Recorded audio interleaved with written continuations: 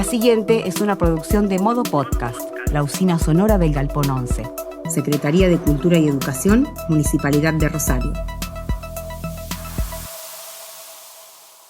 Este episodio, que es el último de la primera temporada, comienza diferente. Estamos en una isla del delta del Tigre.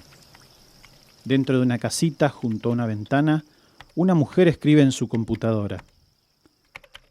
Afuera, lo conocido, el fluir del agua y el ruido de pájaros y mosquitos. La mujer trabaja en un libro en el que vuelca sus recuerdos más lejanos, los de su infancia y adolescencia en Zavalla, un pequeño pueblo de la provincia de Santa Fe. Tengo 5 años y estoy en la chacrita cuyas tierras alquilaron mis abuelos cerca de Zavalla, mucho antes de mi nacimiento, cuando mi padre era un niño y la nona Palmina todavía estaba viva, y la tía Asunta también. Protegida por el decreto peronista que prohibía echar a los arrendatarios o aumentar excesivamente los costos del alquiler de tierras, toda la familia paterna vivió muchos años allí.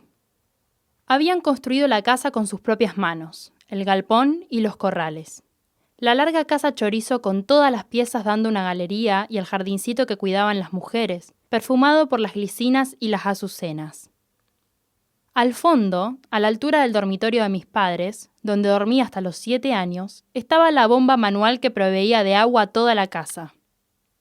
En el otro extremo la cocina y la despensa, y una especie de comedor que se usaba en la primavera y el otoño, cuando había mucha gente y el clima no daba aún para comer en la galería. Los baldes de agua iban y venían por la larga galería, desde la bomba a la cocina, en las manos de las mujeres de la casa. Ellas se levantaban por turno a la 1 de la madrugada para hacer el café a los varones, que ordeñaban a esa hora las vacas cuando la familia tenía un pequeño tambo. Volvían a desayunar a las 5, con bifes y huevos como si fuera un almuerzo en la habitación caliente por la cocina a leña, donde las mujeres lo habían preparado. La calidez y el olor de esa cocina eran maravillosos para la niñita que, a veces, se despertaba en medio de la noche y buscaba a su madre corriendo por la galería en camisón y tiritando de frío cuando la escarcha helaba los baldes de agua y el amanecer mostraba la blancura quemante, la belleza sin fin de las heladas. La mujer que escribe se llama Diana Velesi y es una de las poetas argentinas más importantes de su generación. Ahora descansa. Deja el matecito de loza junto al termo y sale hasta el muelle a sentir en la piel el sol de la mañana. No es el fondo de la casa de su infancia, ni son paraísos estos árboles, pero algo en el aire le trae recuerdos de muy lejos. Este es un recuerdo suntuoso. Tendría 2 años, o 3. Es una mañana de septiembre y brilla el sol sobre las cosas. Mi mamá me despierta y me lleva en brazos a los fondos de la casa. Siento su olor, su calidez. Allí me dice dulcemente: voy a mostrarte qué es la primavera. Me señala las flores de paraíso y me hace sentir su perfume, la tibieza del sol y la frescura de la sombra, y bailamos apretadas una en otra bajo el cielo de la primavera. Sobre un árbol que aún no había brotado, se posaban decenas de jilgueros. Fui feliz, el momento más feliz de mi vida, y en el ritmo y el silencio del amor de mi madre se selló mi destino de poeta. Canté en mi corazón.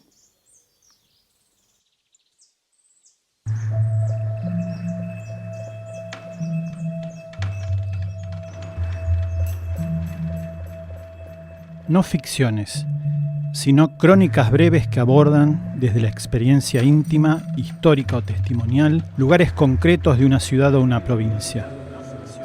Un itinerario propio, marcado por la libre observación de los narradores y las narradoras, el dictado de su memoria o sus líneas de investigación. Biogeografías, relatos sonoros en torno a las crónicas de la colección naranja de la Editorial Municipal de Rosario. En este episodio, Zavalla con Z, de Diana Velesi.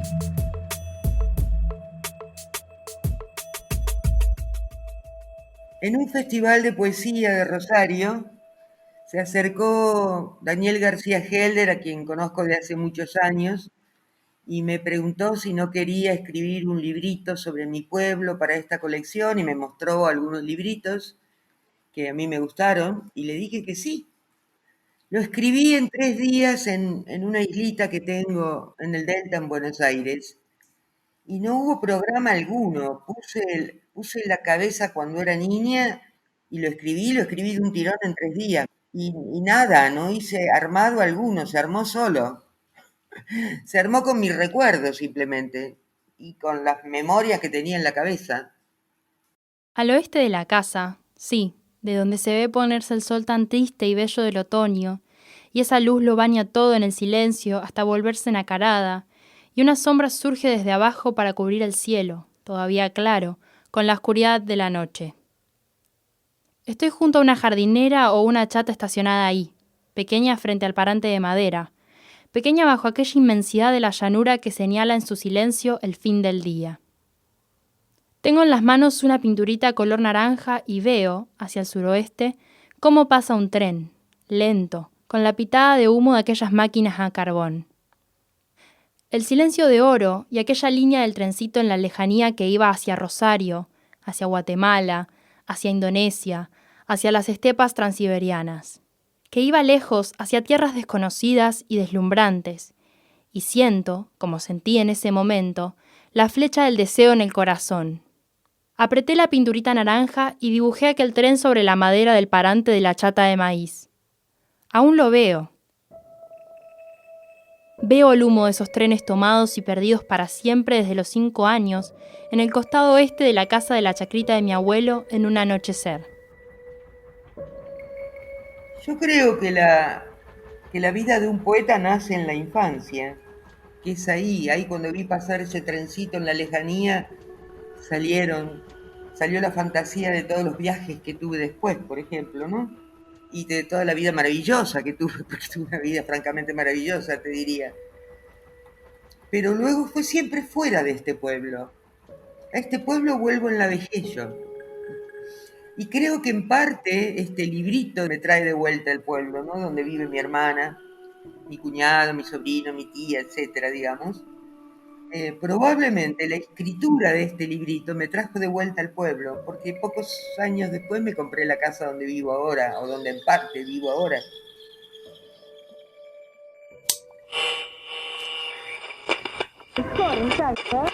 El Glostora Tango Club.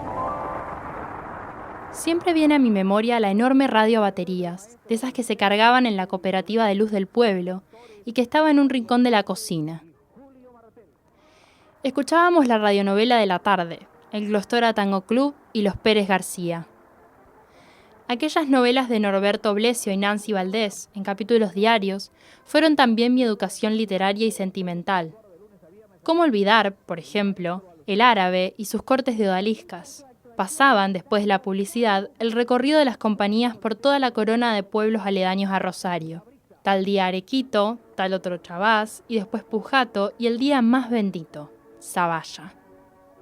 Cuando decían el nombre de mi pueblo, cómo latía mi corazón, y empezaba a pedirle a mi madre, por favor, vayamos, mami, iremos, ¿verdad? Y la mamá siempre sacaba las entradas para ver la novela en el salón de la Sociedad Italiana.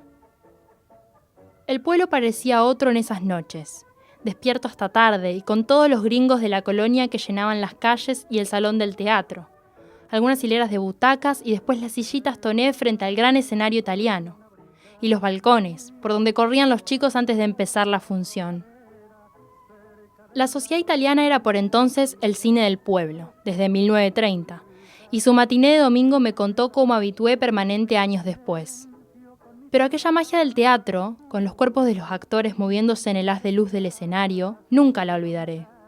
Como no olvidaré la excitación de los días previos, ni la ensoñación de los posteriores, las fantasías amorosas con la voz de la Nancy Valdés, que una noche se quebró o se esguinzó un pie en los camerinos improvisados del teatro y tuvieron que suspender la función. Cómo cuidé tiernamente su piecito durante semanas en mi imaginación. ¿A cuántas fui? ¿A 3, a 4 funciones cuando vivía en el campo con mi mamá y mi papá? Claro, es fundacional, ¿verdad? Por eso te decía que la vida de todo poeta nace en su infancia, porque las marcas de la infancia son centrales en una vida, digamos, ¿no? Entonces, las marcas centrales en la vida de un poeta también provienen de ahí, ¿sí? Lo que cuento del radioteatro, lo que cuento de la primera bibliotequita, mis abuelos eran analfabetos, mi papá y mi mamá hicieron los primeros grados de la primaria y nada más. Todo nace ahí, ¿entendés? La vida del poeta, que es esa lengua suelta del pueblo, de cualquier pueblo, o del pueblo en general, como dicen los peronchis, nace ahí, ¿sabes? Es esa lengua liberta que nace ahí. Y empecé la escuela primaria, que está en los barrios del otro lado de la vía, los barrios de los negros y de los pobres, donde siempre vivió mi familia. Iba y venía caminando, por los callejones del campo primero y por las calles de tierra después. Tantos chicos por primera vez, todavía tengo el cuaderno de primer grado que guardó la patrona, y viéndolo me asalta la alegría, como un golpe en el corazón, cuando llego a esa página con una enorme gallina que tiene las plumas pegadas, una gallina bataraza con sus plumas intactas que me hizo pegar la señorita Ada y que mi mamá, tan atenta a la escuela siempre, había juntado conmigo en el gallinero de la casa. Después del almuerzo, mientras fuma en la galería, Diana observa su casa y piensa en lo bien que le vendrían unos arreglos. Le viene a la mente la casita que alquilaron sus padres al dejar la chacra familiar, y la otra, sobre todo, que construyeron pacientemente con un crédito del banco hipotecario a 2 cuadras de ahí. Casi puede verlos, en la cocina o en el jardincito, esperándola al volver de la escuela durante los años de la primaria. La casa más linda del barrio, donde vive todavía su hermana, que nació cuando ella tenía 12 años. La primaria terminaba y mi mamá me preguntó qué quería ser de grande. No le dije exploradora, no le dije astronauta, le dije actriz y escritora. Mi mamá alzó sus ojitos pardos y me respondió: «Eso no es para nosotros, hija». Pero nunca nadie la venció a mi madre, así que fue a hablar con la señorita Claribel, mi maestra de grado, y ella dijo que iba a averiguarle. Volvió la maestra una semana después. Había hablado con un profesor de literatura en Casilda y le comunicó entonces a mi mamá: «Tiene que hacer la secundaria». No había escuela secundaria en mi pueblo, así que me mandaron a hacerla en Casilda, no en Rosario. ¡Qué pena! ¿Cuánto me hizo sufrir esa pequeña ciudadela conservadora? El mundo se dividió en dos. De un lado estaba Casilda, donde aprendí a encontrar a todos los raros y malos. Del otro, el pueblo. Y el Monticas o el Central Casilda unían por la ruta una vida con la otra. Con el libro de guerrillas del Che bajo un brazo y con las rimas de Becker bajo el otro, me sentí poeta y supe qué iba a ser cuando fuera grande. Ya lo era.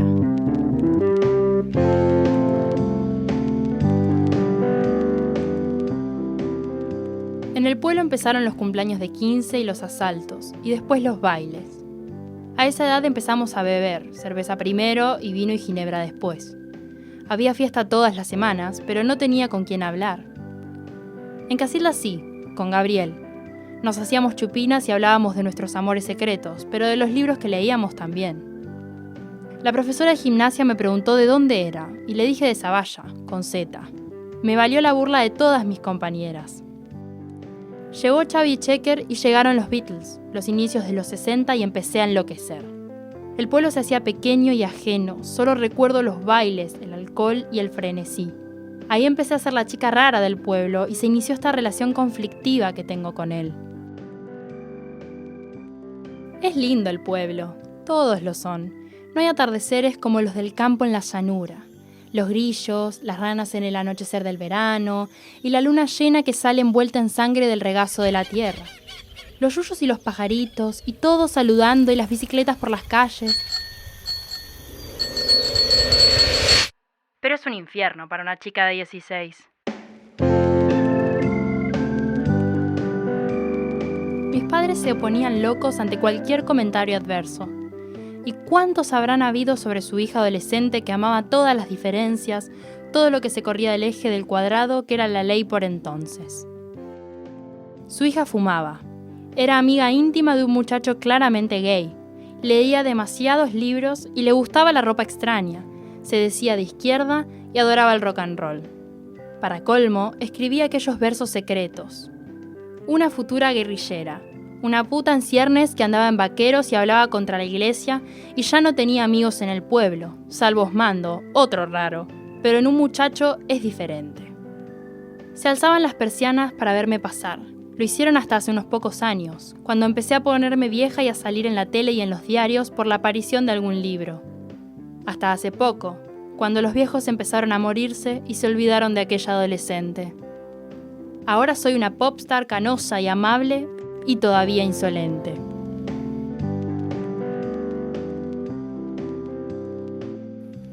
Yo creo que dejé de hablar con la gente de este pueblo cuando se terminó la infancia. En la adolescencia dejé de hablar y ahora tengo a 2 amigos extranjeros que son de Rosario, aquí en el pueblo.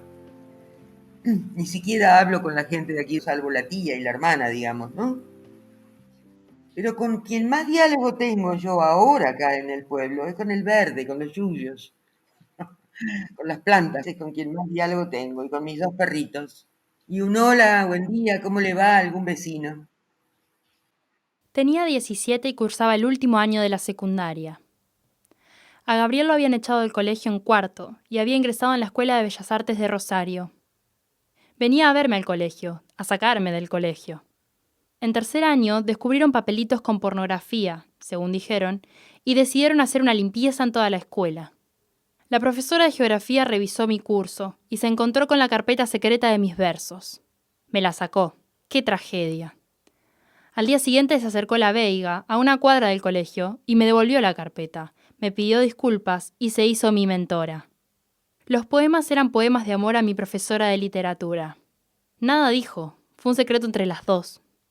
Pero en quinto, cuando ya era mala en serio, con amonestaciones y amenazas de expulsión, me enamoré de la profesora de filosofía, y esto decidió mis lecturas y mi entrada a la universidad. Se estaba acabando el martirio, la pesadilla de la secundaria que era una cárcel o un hospital psiquiátrico, como diría Foucault. Solo quería las calles de Rosario, la libertad. Rosario fue para Diana el lugar donde todo era permitido. Una vía de escape para las costumbres de Zavalla y de Casilda, y la posibilidad de una vida en las calles y en los bares. Desde un atardecer manso en el delta, al otro lado de la vida, puede todavía sentir en el cuerpo la electricidad de esos años y la inminencia de los tiempos difíciles que aún estaban por venir. El pueblo empezó a diluirse, a desaparecer. Aunque viajaba todos los días y solo algún año me quedé en pensión, la vida verdadera estaba en Rosario. Me afilié al Malena y pasaba mis noches en el Savoy frente a un eterno vaso de ginebra, y en la mano los Clifton o los Ken, los cigarrillos más baratos. Leía mucho en ese bar, aunque también iba al Laurac, al Provincia, a Liberia y al Odeón. Los versos bien, los presocráticos y Hegel, mi pasión. Pero en el 66 pasó algo tremendo. Después del golpe de Onganía pusieron un ministro, Raggio, cuya única tarea fue librar a los terratenientes de sus arrendatarios. Sacaron la ley peronista de protección y mi viejo quedó en la calle. Tuvo que devolver la tierra y vender las herramientas. Con lo que pudo, cambió su auto y empezó a ser de remisero en el pueblo, de vendedor, de lo que fuera. Tenía 46 años y había trabajado toda su vida en el campo. Se urbanizó, se proletarizó. Recuerdo su asombrosa fuerza de voluntad y su sombra en la cara. La mamá cosiendo hasta las 3 de la madrugada y yo empujando la revolución. El pueblo volvió a tener identidad profunda para mí. Los odié a todos, menos a mis viejos. Hubo inquilinos que compraron máquinas y tractores y empezaron a trabajar para otros. Hubo uno que se convirtió en recolector de basura. Hubo hijos más grandes que se hicieron cargo de los padres. Y hubo alguno que pudo comprarse un pedazo de tierra en otra parte. Por varios años estuvieron inactivas las tierras de Baioqui. Y las casitas, que habían construido para sí los arrendatarios, se convirtieron todas en taperas. Desapareció el trabajo para el sindicato de oficios varios, que había fundado mi tío Leonardo, el comunista, porque todos laburaban en el campo y una tristeza larga se extendió sobre el pueblo.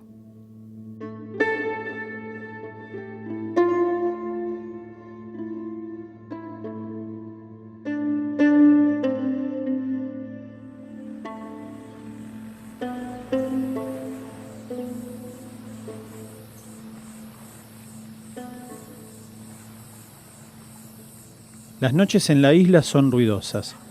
Diana observa las sombras desde la galería iluminada y cree reconocer otras sombras de otros paisajes vistos desde trenes o camiones. Desde que dejó Zavalla, su camino ha sido extenso. Muchas páginas y muchos kilómetros recorridos. La escritura ha sido y es su viaje lejos y su vuelta. Por ese entonces lo conocía a Mario. Era amigo de Osmando, que ya había largado la facultad de medicina y en esos años se hizo jardinero y vegetariano. De la normal salíamos con el título de maestras, así que me anoté en la escuela del pueblo para dar clases. Conseguí un interinato y me dieron el primer grado. Durante el onganiato, el pueblo dormía la siesta mientras en Rosario la lucha sindical y estudiantil emergía con fuerza. Aquel último inicio del verano en Santa Fe, la maravillosa luz cayendo sobre el pasto del 69. Había sacado mi pasaporte, me había comprado una mochila y una bolsa de dormir que mantuve oculta la última noche tras el cerco. Tenía 2 sueldos de maestra en el bolsillo y en Chile, en plena campaña por la presidencia de Allende, invitaban a los jóvenes para trabajar en los planes de alfabetización. Decidí irme, con Gabriel. Él, solo por el verano. Yo no sabía cuándo iba a volver. Pasó a buscarme Mario por la mañana temprano y escondió mi bolsa de dormir entre sus cosas. Mi hermanita era una niña de 11 años. Las caras preocupadas y frágiles de mamá y papá despidiéndome, y yo que les mentía. Es por un rato nomás. Tomamos el tren a Buenos Aires, a donde se quedó a vivir Mario, y de allí, con Gabriel, otro a Mendoza. Después los camiones por las rutas de América. El pueblo quedó atrás. No volví a vivir en él, pero todavía late tan intensamente en mi corazón.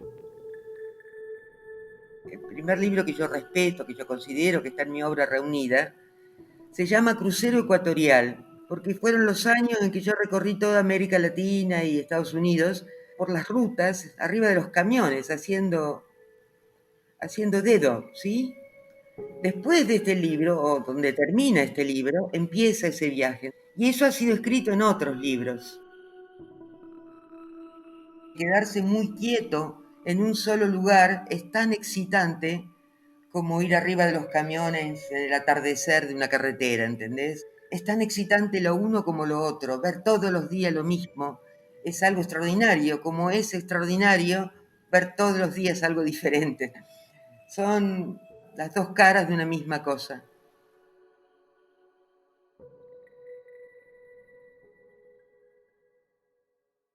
Esto fue Biogeografías, una coproducción de Modo Podcast y la Editorial Municipal de Rosario.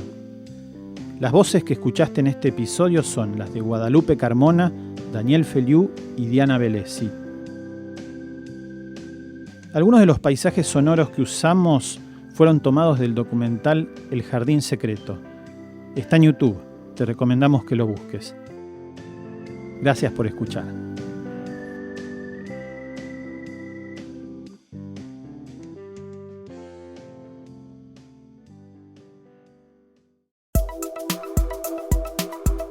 Modo Podcast, la usina sonora del Galpón 11. Secretaría de Cultura y Educación, Municipalidad de Rosario.